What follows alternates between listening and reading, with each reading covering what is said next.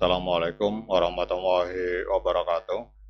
Teman-teman, selamat datang kembali. Jadi di sini kita akan update informasi mengenai perkembangan yang ada di dunia cryptocurrency. Jadi kita lihat hari ini market kripto secara keseluruhan mengalami kenaikan 4,1%. Jadi total kapitalisasi yang ada di market kripto hari ini ada di angka 2,52 triliun US dollar, teman-teman. Kemudian untuk Bitcoin hari ini mengalami kenaikan 4,72%, diperdagangkan di angka 74.341 US dollar. Sementara untuk Ethereum naik 7,62% dalam 24 jam. Kita lihat Ethereum diperdagangkan di angka 2.361 US dollar, teman-teman. Nah, kemudian pertanyaannya, mengapa market kripto mengalami kenaikan pada hari ini, teman-teman? Jadi kita lihat di sini, katalis yang membuat kenaikan market kripto itu adalah adanya pembelian Bitcoin besar-besaran oleh STRC. Jadi STRC yang dimiliki oleh Michael Saylor ini berhasil mengumpulkan dana sebesar 1,15 miliar US dollar dalam satu hari pada tanggal 13 April yang dialokasikan khusus untuk membeli Bitcoin, teman-teman. Jadi hal ini menciptakan narasi kuat tentang akumulasi institusional dan memicu rally yang menyebabkan likuidasi posisi short senilai lebih dari 526 juta US dollar dalam waktu 24 jam, teman-teman. Jadi apa artinya ini? Artinya bahwa langkah ini mengembalikan tekanan beli yang kuat dan sentimen positif, serta menghilangkan sentimen bearish yang sempat muncul sebelumnya. Jadi ini adalah hal yang memicu kenaikan market secara global, teman-teman. Nah, sekarang dengan informasi ini kita akan lihat apa dampaknya terhadap P-Network, teman-teman. Oke teman-teman, justru pada saat market kripto sedang mengalami kenaikan luar biasa, harga koin P ini justru malah mengalami penurunan, teman-teman. Jadi koin P mengalami penurunan 1,14% dalam 24 jam terakhir, diperdagangkan di angka 0,1649 US dollar, teman-teman. Kemudian untuk kapitalisasi pasar dari P-Network hari ini ada di angka 1,67 miliar US dollar, menempati peringkat ke-43 di koin market cap. Dan untuk volume perdagangan dalam 24 jam terakhir naik 9,13%, ada di angka 15,3 juta US dollar, teman-teman. Kemudian untuk supply total dan supply maksimal 100 miliar P, namun supply yang beredar ini kita lihat ada di angka 10,14 miliar koin P, teman-teman. Kemudian pertanyaannya, mengapa pada saat market kripto sedang mengalami kenaikan secara global, justru koin P malah mengalami penurunan, teman-teman.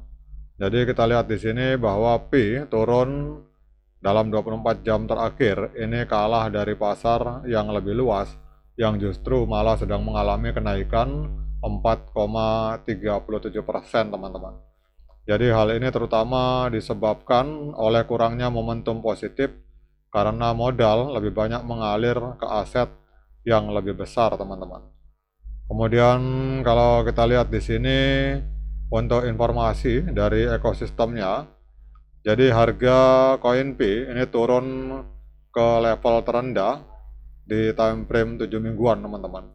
Jadi meskipun sudah ada beberapa pembaharuan protokol termasuk versi 20.2 yang memungkinkan smart contract, namun token asli dari P-Network turun ke level terendah dalam 7 minggu, yaitu di angka 0,165 US dollar, teman-teman.